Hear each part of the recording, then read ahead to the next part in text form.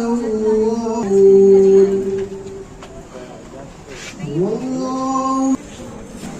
اسلامی تاریخ جامعہ کراچی کی جانب سے دل کی گہرائیوں سے پروفیسر ڈاکٹر ابوالسلام اصلاحی صاحب کو خوش آمدید کرتا ہوں اور ہمارے تمام معزز مہمانوں کو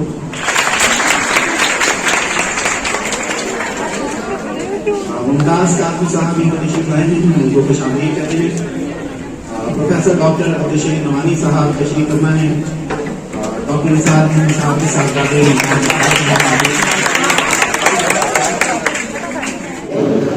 اتنے بڑے پروجیکٹ کو انجام دے سکیں، چونکہ اس کتاب کا جواب لکھنے کے لیے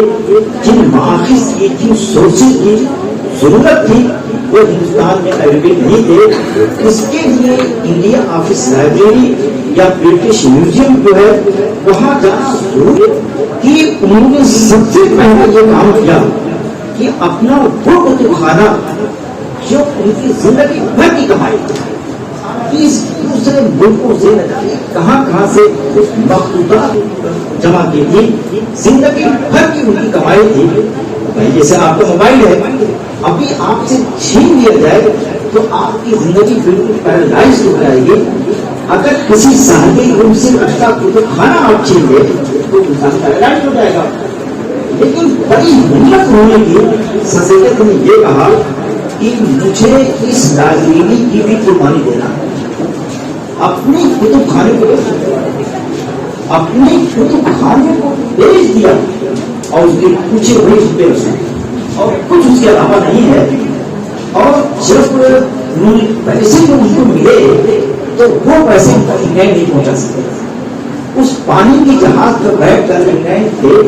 اور ان کے دادا اور نانا، باپ اور نانا بڑے لوگوں میں دکھے کے آتے تھے، تو ان کے گھر میں بہت سارے چاندی کے اور سونے کے رکابیں برتن تھے، یا رکابیاں تو شاید سمجھنا آسان تھا، پلیٹس تھی، تو ان برتنوں کو بیچ سکے۔ سوچیے اپنے گھر کے ذاتی برتن کو جو استعمال کرتے تھے کھانے کے لیے، پینے کے لیے، ان ساری گلاسز کو، ان ساری پلیٹس کو بیچ دیا۔ بیوی سے بغیر پوچھے کہ آپ کی اسٹیپ عام طور سے جی نہیں سکتے۔ اب آپ بیوی کا ایک زیور نہ بنوائیں اور بیچنے کے مقابلے ہو جائیں، ان کے والدین کے جی ہوئے زیور ہیں، اور انہوں نے کہا کہ یار یہ کیسے انجام دیا جائے۔ یقین جانیے اپنی محترمہ کے پاس گئے، انہوں نے کہا ایک التماس سے، ایک درخواست ہے، اگر یہ قبول ہو جائے تو ہم لوگوں کی زندگی بن جائے گی، میری بھی اور آپ کی۔ انہوں نے کہا آپ بتائیں۔ تو کہنے کہ میں ذرا انگلینڈ جانا چاہتا ہوں، ایسی کتاب لکھنا چاہتا ہوں، اگر آپ کی اجازت ہو، آپ راضی برضا اپنے زیورات کو، اپنی نیکلیس کو دینا چاہیں تو میں اسے بیچ کر اسلام میں لگانا چاہتا ہوں۔ انہوں نے اجازت دی، اس کو بھی بیچا۔ اس طریقے سے انگلینڈ جانے کی سبھی نکلی تاکہ سیرت رسول پر جو کیچڑ اچھالا گیا ہے اس کو دھو سکے، اور جو مخالف رسول ہے اس کا جواب دے سکیں۔ 4 لوگوں کو لے کے جا رہے تھے جس میں ان کا ملازم علی بخش نام تھا، علی بخش کا نام تھا ملازم کو، ہاں ڈاکٹر کہلاتے تھے، تو ڈاکٹر کہلاتے تھے، علی میں سب کا نام ہو جاتا ہے۔ تو بینک گئے تو 3 ٹکٹ انہوں نے فرسٹ کلاس کر لی۔ سننے کی بات ہے کہ اس کی عظمت یوں عظیم نہیں ہوا، کوئی وجہ ہے عظیم ہونے کی۔ تو 3 ٹکٹ انہوں نے فرسٹ کلاس کر لیا اور ایک عظیم کے لیے فرسٹ کلاس کا ٹکٹ لیا تھا۔ لیکن تاریخ میں مسافرہ میں لندن جو کتاب ہے اس کو پڑھیے اور ان سے میں فرسٹ کلاس میں کون جائے۔ سلطنت نے کہا کہ آپ کو فرسٹ کلاس میں بیٹھایا گیا اور ملازم نے وہاں آیا۔ اب دیکھیے کیا احترام، کیا ان کا اعزاز ہے اپنے ملازم کے طریق، کہ اس کے ساتھ کس طریقے کا حسن سلوک ہے، اس کو آپ اندازہ لگا سکتے ہیں۔ ان کی انہی تمام نیکیوں نے، ان کی انہی تمام حسنات نے ان کو عظیم بنا دیا۔ اور اکبر الہ آبادی کو اس کے لیے کہنا پڑا کہ ہماری باتیں واقع تھی، صحیح کام کرتا تھا، تو کام کے بغیر کیسے دار اسلام سے خارج کم از کم میں تو نہیں کہہ سکتا، میں تو نیچری کہہ سکتا ہوں۔ یقین جانیے کہ اس کے جب جذبے کو دیکھیے، اس کی جفاکشی کو دیکھیے، اس کی مسلم تہذیب کو، مسلم درد کو دیکھیے. ایک جگہ تو یہ لکھا ہے، سر سید کا ایک خط ہے، تھوڑا سی بات ہٹ رہی ہے، ابھی آ جاتا ہوں موضوع پر. سر سید نے یہ لکھا ہے کہ جب سے مغلوں کی حکومت جا چکی ہے، ان کے بیٹوں کو دلی کی سڑکوں پر روتے ہوئے، بلکتے ہوئے میں نے دیکھا ہے، اور اس سے پہلے پہلا مارتے ہوئے دونوں منظر میرے سامنے آئے. یعنی کہ اس وقت سے پوری زندگی میری بیتنے کے قریب ہو گئی، لیکن کبھی میں نے چین سے سویا اور بستر پر میری پوری رات اکثر کروٹیں لیتے لیتے اور امت کا ذکر کرتے کرتے گزر جاتی ہیں. شیخی کا ایک واقعہ ذکر کرنا چاہوں گا کہ ایک مرتبہ سسری کو روتا ہوا، بلکتا ہوا جب دیکھا تو آئے تہجد کی نماز کے لیے وہ جائے نماز میں بیٹھے ہوئے تھے. شیخی نے پیچھے ہاتھ رکھا اور انہوں نے یہ کہا تھا کہ کیا گھر سے کوئی تارا ہے؟ کیا آپ کے گھر پر کوئی تارانا تو زمانے نہیں تھا، کوئی حادثہ ہو جائے. اب تو موبائل اسمارٹ فون تو ہے نہیں، تاری سارا سب کچھ تھا. تو ساری توانائی سب کی، حتیٰ کہ اپنا مکان کا فروخت کر دیے، یہ میں نے پڑھا ہے. لیکن ڈاکٹر صاحب نے مزید اس میں فرمایا کہ آپ نے پہلے اپنے گھر کا اثاثہ بیچا، بیگم کے زیورات بیچے، اور اس کے بعد یعنی سوجی قرض لینے پر بھی مجبور ہوئے. بہرحال یہ ساری باتیں اپنی جگہ یقیناً درست ہوگی. اور جذبہ ایک ہی تھا کہ نبی کریم صلی اللہ علیہ وسلم کی ذات بابرکت پر جو حملہ کیا گیا ہے اس کا مدلل طریقے سے جواب دیا جائے. اس کتاب کا تعارف اور اس کے دیگر خطرات پر ہمارے دوست جناب اصلاحی صاحب گفتگو فرما چکے ہیں، اس لیے اس پر مزید گفتگو کی پتہ حاجت نہیں. لیکن کیونکہ مجلس سر سید علیہ الرحمہ کے حوالے سے ہے، اس لیے میں غنیمت جانا کی کچھ باتیں اور کچھ غلط فہمیاں جو ہیں ان کے حوالے سے میں عرض کر دوں. جن میں سب سے نمایاں کارنامہ زبان اور ادب کے میدان سے تعلق رکھتا ہے. 1857 کے بعد سر سید نے عبارت آرائش ترک کر کے سراست زبان اور زبانی بیان کی طرف توجہ کر کے ایک نئے طرز نگارش کی طرح ڈالی، جس کے نتیجے میں اردو زبان کو حیات نو عطا ہوئی اور آج وہ 22ویں صدی میں زندہ و جاوید زبان کی حیثیت سے ہر طرح متعارف ہے. یہ سب سر سید کا فیض اور سارا صحرا انہی کے سر ہے. آج جو ہم آزادی کے ساتھ گفتگو کر رہے ہیں، اپنا معافی کبھی ادا کر رہے ہیں، اور تصانیف کا ایک بڑا سلسلہ ہے، چاہے وہ علماء کی تصانیف ہو، چاہے علماء کی تصانیف ہو، اس سب کی طرح ڈالنے والے اور بنیاد رکھنے والے ترقی کر دیا. سید سے مذہبیات، عقلیات، زبان و بیان، اخلاقیات، سماجیات، کلامیات، تہذیب و ثقافت، سیاسیات، تاریخ، قرآن کریم، بائبل، مذہبی عقائد، حالات حاضرہ اور دیگر بہت سے موضوعات کا احاطہ کرتے ہوئے جو اسلوب تحریر اختیار کیا، وہ بلا شبہ ایک انقلابی مصروف تھا، جس کی آج ہم سب پیروی بھی کر رہے ہیں اور اس کا فیض بھی اٹھا رہے ہیں. سر سید نے ابتدا میں جو کچھ لکھا وہ وقت کی عام روش کے مطابق تھا، لہٰذا اس تحریر میں جو عام فہم سلیس اور آسان عبارت کا طرز اختیار کیا اور مختلف موضوعات پر سینکڑوں مضامین اور مقالے نہایت روانی کے ساتھ لکھے، وہ ان کا حقیقی کارنامہ ہے. اس کارنامے کی بدولت بقول مولانا حالی ان کو فادر آف اردو کہنا کچھ مبارک نہیں. ان کی زبان و ادب کی خدمات کا تعارف کرتے ہوئے مولوی محمد اسماعیل بیٹھی نے بڑی فراخ دلی سے ان کو اپنے دور کا سب سے بڑا اور سب سے اعلیٰ مضمون نگار کا ایوارڈ عطا کیا ہے. وہ لکھتے ہیں، سر سید کے لیے مضامین و مقالات ایک سدا بہار گلدستہ ہے، جن میں ہر رنگ اور ہر قسم کے خوشبودار پھول موجود ہیں. حقیقت یہ ہے کہ وہ اردو کے لقب کے مستحق ہیں. بلا شبہ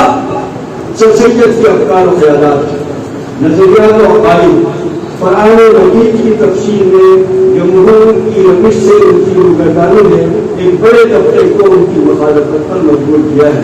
لیکن ہمیں یہ کہنے میں کوئی بات نہیں کہ ان کے یہ مخالفین بھی ان کے قرض نکال سے اختیار کرنے پر مجبور ہے، اور جو کچھ ان کے دور میں یا ان کے بعد علماء کرام نے انہوں نے تحریر کیا بلا شبہ اس میں سر سید کے اسلوب بیان اور طرز تحریر کی باتیں غلط ہوتی ہیں۔ سر سید کی زندگی کا ایک پہلو مغربی تہذیب کا متعارف کرانا، اس تہذیب کی خوبیوں کو نمایاں کر کے سامنے لانا، انگریز مصنفین کی تحریروں کی مدح سرائی کرنا اور ان کے علمی اور اصلی علوم کو اختیار کرنے کی دعوت دینا ہے۔ علوم عصریہ کی حد تک یہ ایک نہایت مستحسن عمل تھا جس کے نتائج آج ہمارے سامنے ہیں، اور دینی مدارس میں بھی زور و شور سے قدیم و جدید کے امتزاج پر زور دیا جا رہا ہے۔ بلا شبہ 1857 کی جنگ آزادی میں شکست کے بعد سر سید نے اسباب بغاوت ہند میں جو معذرت خواہانہ طرز اختیار کیا اور اس سلسلے میں جہاد اور غزوات کو مدافعانہ جنگ قرار دیا، یہ ایک انتہائی تھی جس سے اختلاف کیا جا سکتا ہے۔ اس تحریروں میں وہ ایک مصالحت کار کا کردار ادا کرتے ہوئے نظر آتے ہیں جس کی ساری جدوجہد اس بات سے عبارت ہے کہ اب مسلمانوں کو انگریزوں کے سے مصالحت کا رویہ اختیار کرنا چاہیے، اور حقیقتاً ہوتا بھی ایسا ہی ہے کہ جب کوئی قوم مغلوب ہو جاتی ہے اور شکست کھا جاتی ہے تو جو ان کے اعلیٰ دماغ ہے وہ یہ سوچتے ہیں کہ اپنی اس قوم کو اس دلدل سے کیسے نکالیں، اور اب اسباب بغاوت ہند کا بڑا دخل ہے۔ ہم ویسے بہت سے یعنی پہلوؤں سے ان پر تنقید کر سکتے ہیں، لیکن حقیقت میں اس دور کے حالات دیکھیے، اور یہ حالات بالکل مشابہ ہیں جو آج سے تقریباً وہی روش اختیار کر سکتی ہے، یعنی اور تقریباً سارے وہی حالات ہیں جو سر سید کے دور میں تھے، لیکن سر سید نے بہت بہتر انداز میں اس کا حل بھی نکالا، اور اس کے ساتھ ساتھ اس پہ غور بھی کیا کہ ہماری پستی کے اسباب کیا ہیں، اور اس پستی کے اسباب کے بعد انہوں نے جو مدرسہ قائم کیا، اسکول قائم کیا، اور بعد میں یونیورسٹی بنی، اور جو کچھ آج ہمارے یہاں یونیورسٹیاں ہیں، میں سمجھتا ہوں کہ اگر آپ سر سید کو تاریخ سے نکال دیں تو ہم پتہ نہیں کہاں پڑے۔ سر سید کے احسانات ہیں جن کا ہمیں بھلا احترام کرنا چاہیے۔ اب اس وقت بھی رواداری برداشت بین المذاہب ہم عالمی اور اس کے لیے باقاعدہ پوری دنیا میں جدوجہد ہو رہی ہے، اور اسی بنیاد پہ ہو رہی ہے کہ 9/11 میں ہم مغلوب ہوئے اور ہمارے دشمنان ہیں وہ غالب ہوئے، اور ہم ہمارے اعتبار سے اس بات پر مجبور ہوئے کہ جو یعنی فارمولا وہ ہم پر اپلائی کرنا چاہتے ہیں ہم بھی اس کی پوری تعریف کریں، لیکن سر سید نے اس کے مقابلے میں ہم سے زیادہ بہتر رویہ اختیار کیا۔ ایک اور بات جو میں کہنا چاہتا ہوں اس موضوع پہ، تیسرا جو اہم موضوع ہے وہ ان کی علمی اور دینی موضوعات پر تحریر ہے۔ حقیقت یہ ہے کہ سر سید کو اس کا پورا حق حاصل تھا کہ وہ دینی موضوعات پر قلم اٹھاتے۔ وجہ کیا ہے کہ بنیادی طور پر وہ ایک باقاعدہ عالم دین تھے، اور ایک عالم دین کا اختصاص دینی موضوعات کی ہوتے ہیں، اور کیا ہوتا ہے وہ باضابطہ درس نظامی کے فارغ التحصیل تھے۔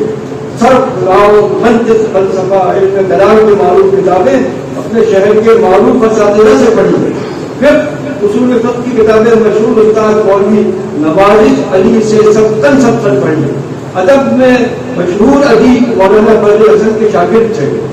سبع معلقات اور مقامات ان سے پڑھی، مشکات شریف پوری مولانا